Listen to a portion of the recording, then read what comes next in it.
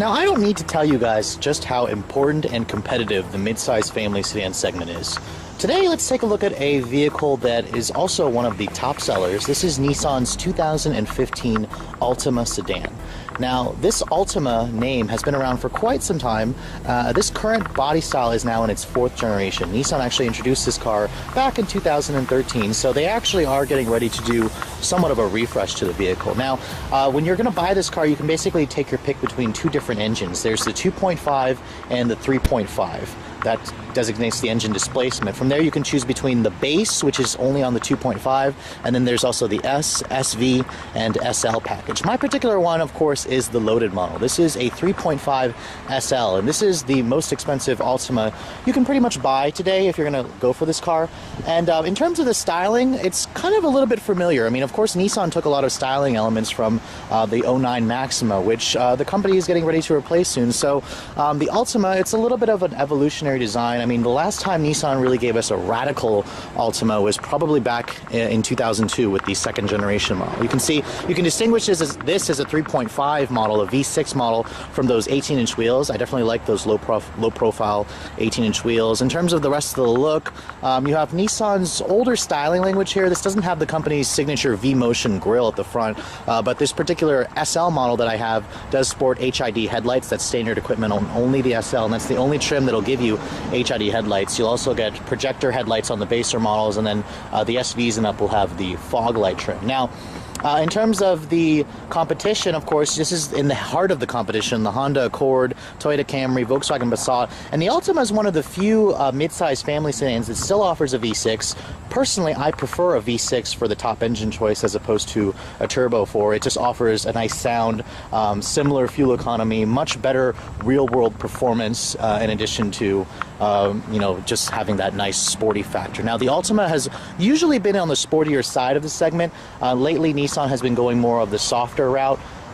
Really, the Mazda 6, the Honda Accord, the Volkswagen Passat, Ford Fusion, those are all a little bit sportier to drive versus the Altima. But Nissan still has a pretty competitive product here, so let's take a look on the inside and see what makes this car so great. So looking at the interior of the 2015 Altima, you can see you're greeted with a very user-friendly, inviting, nice-looking cabin, and this is quite an important feature for any mid-size family sedan shopper. Now, stepping inside the vehicle, it's a really easy step-in height. Not as easy as an SUV, of course, but nevertheless, family sedans are, bestsellers for a reason. Now, push-button start comes standard on the 2.5 or on the S model and up. So here's Nissan's intelligent key. This particular one has a few extra buttons for remote start, stuff like that. I do think Nissan needs to retire this key. It's getting a little bit long in the tooth, so I am hoping that the company will come out with a new key fob design soon. But nevertheless, put your foot on the brake, push the button to start the engine. And then, of course, what you're hearing is the company's familiar VQ series V6 engine. This is not the same engine that you're going to find in, like, the Q50, for example, but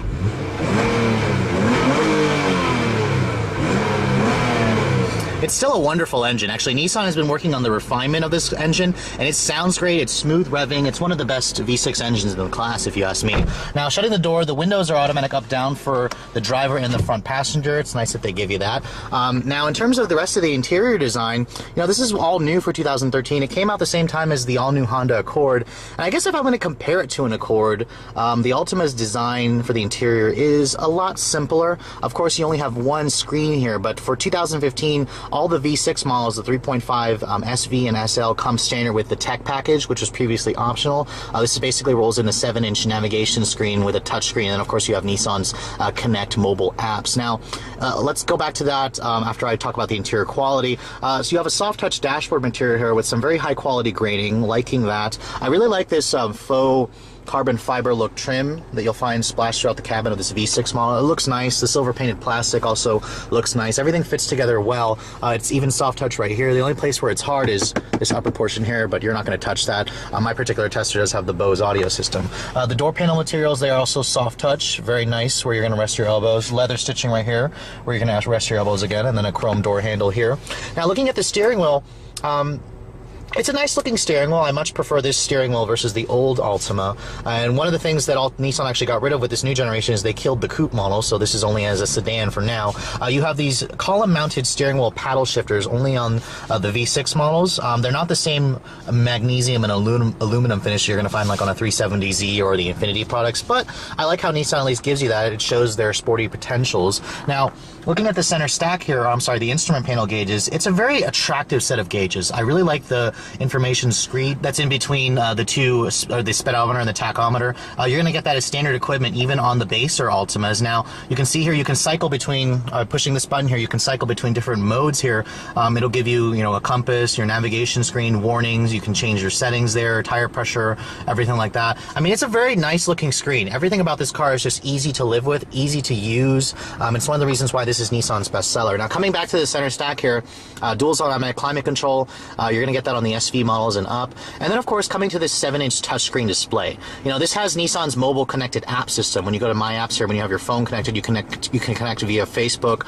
You have a Google search here. Of course, I don't have my phone connected, so it's not going to do that. But let's talk about the touchscreen responsiveness as well.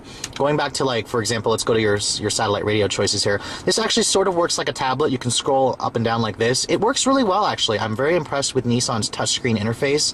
It's a very quick system, and it's basically the tops in the class for responsiveness. Now, going to the map display here, there's no SD card in this particular one, so I can't show you the navigation. It's basically the same 3D bird's eye view that you're going to find in the Infiniti products. Nissan probably needs to work on the map display, giving us something a little bit more elaborate. Now, looking at the camera, putting the vehicle in reverse here, you are going to get a nice backup camera here with distance and trajectory. And then MOD stands for moving object detection. This thing will beep at you if it detects something coming toward your area while you are backing up. This car does not offer the Infiniti around view monitoring system. I'm surprised, since you can get that on the Rogue and the Versa Note. So a little bit of a feature overlap here. Now, speaking of this transmission, your CVT transmission is your only choice for the Altima.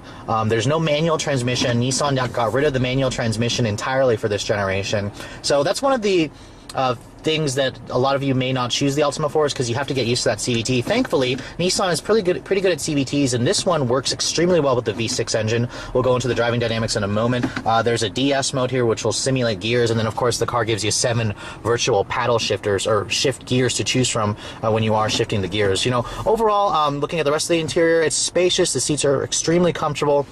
Looking at the glove compartment, typical Nissan fashion, it's huge. It isn't 2-tier storage like some other of its vehicles, but the lid is damped, not lined with felt. I mean, overall, these zero-gravity seats, that's also another thing that Nissan has been using on all of their vehicles. Very comfortable, very supportive. They provide a lot of support, especially on longer drives. So in terms of an everyday practical vehicle, the Altima really does excel. Now, exploring the back seat of the 2015 Altima will reveal that this is a very spacious back seat. In terms of the class, it is a little bit smaller. The Accord, the Passat offers a little bit more room, but this is still going to be plenty of room for most folks. Now, stepping inside, it's easy to get inside this vehicle again. There is a hump right there, so the middle passenger will have to deal with that. Rear seat vents are included on the SV models and up with the convenience package. Of course, my particular tester has it as standard. You have dual map pockets as well, and then, of course, the door panel materials, thankfully, they do carry through. Everything is soft touch materials, chrome door handle. I mean, overall, as typical midsize sedan fashion, this back seat is a very nice place to spend time. Now, looking at the trunk capacity of the Altima, you also are going to feature a very class-competitive trunk. You're looking at about 15.5 cubic feet, which is average. However, the car does give you a very large opening, so you can get a lot of stuff in here. You do have a 60/40 split fold-down seat. That's nice. Unfortunately, there are gooseneck hinges that crush your cargo, but that's the consequence, or that's the payoff that you get with the big opening.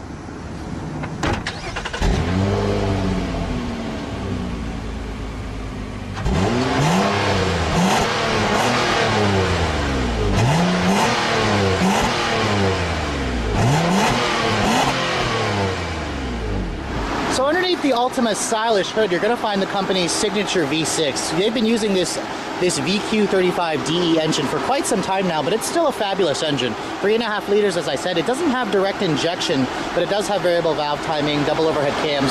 The numbers are 270 horsepower and about 251 foot-pounds of torque. Pretty good numbers. It matches pretty much the Honda Accord, the Camry, stuff like that. The Passat gives you a little bit more. It's paired only with that CVT transmission, that continuously variable transmission. Fuel economy is also pretty impressive as well. It matches the turbocharged 4 cylinders of the class. 22 22 in the city, 32 on the highway, 26 miles per gallon combined. This car does use regular gas now. The older Altima V6s did use premium. Front-wheel drive is your only drivetrain choice. Let's get out on the road and see how it all works together. So the last time I showed you guys this current generation Altima, it was a 4-cylinder model. Of course, the 4-cylinder is going to sell in bigger numbers than the V6. However, this is the one that should appeal more to enthusiasts or people who are looking to kind of downsize from their luxury sedan into a fully loaded mid-size sedan. So let's take a look and see how this V6 model does, shall we?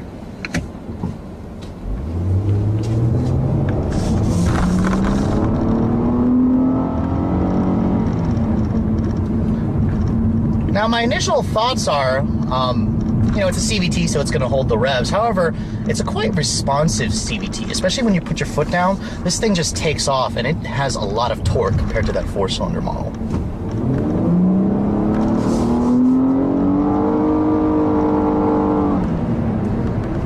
This thing is pretty quick, and that V6, it doesn't have those nasty noises you're going to associate with the 4-cylinder model. So this thing will get up and go, and I highly recommend the V6. Expect a 0 to 60 time of about 6 seconds. I've seen it between 6 to 6.2, and it definitely feels like that. This makes it one of the quicker offerings for a family sedan in the market. This is a lot quicker than any of those Turbo 4s. So, you know, manufacturers, the other manufacturers, they like to say, oh, well, my Turbo 4 gets the same power as a V6 and the same gas mileage. To be honest, I prefer a V6 engine in my mid-size family sedan.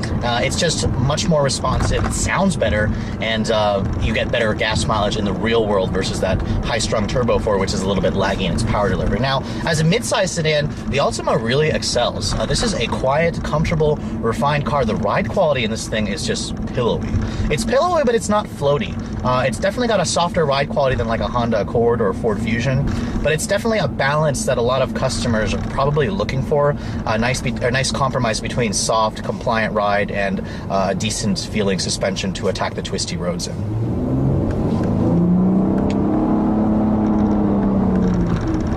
Now, when you do get a little bit hard on the throttle, the Altima doesn't really have much torque steer, and that's a good thing. You don't really want your mid-size family sedan to have any torque steer, as it will probably startle the majority of the people who buy this thing. But I have to say that everything else about the driving dynamics of this car are quite comfortable. The zero-gravity seats, I love them. They're probably one of the most comfortable seats I've ever sat in.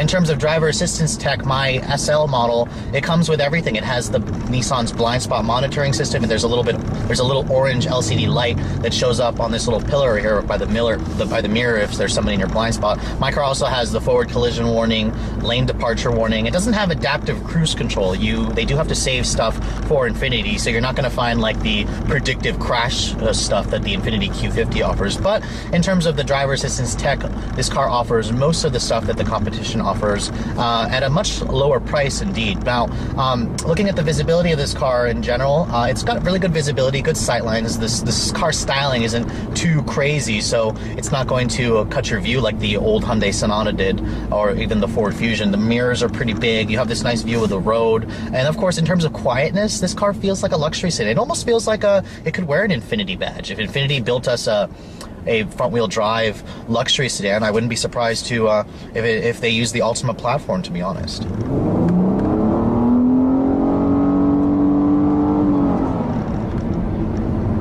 Again, that V6 engine, you can expect really brisk acceleration, and I have to say, this Altima surprises me. I was never really a fan of this generation when it first came out for 2013. I thought the styling looked too familiar, and also I questioned why would you buy the Maxima compared to this Altima. It's the Maxima and Altima, there's a little bit of a rivalry going on here. The Altima is actually a little bit bigger. It gives you more interior room. It gives you most of the premium features that the Maxima has, maybe just a little bit less power, but better gas mileage versus the Maxima with the same engine. So, and then of course in terms of pricing, the Altima is cheaper. Now, compared to the competition, the Altima also makes a really strong case for itself. I mean, the base 2.5 base model starts at about $23,000, and that'll give you most of the features you want except cruise control. I highly recommend going for at least the S. That's like another $800 $1,000 more. That'll give you automatic headlights, push to start, cruise control, stuff like that. Most of the features that buyers want. Now, this particular 3.5 SL that I'm driving is quite a bit more. Of course, if you're going to compare to the competition, my as-tested sticker price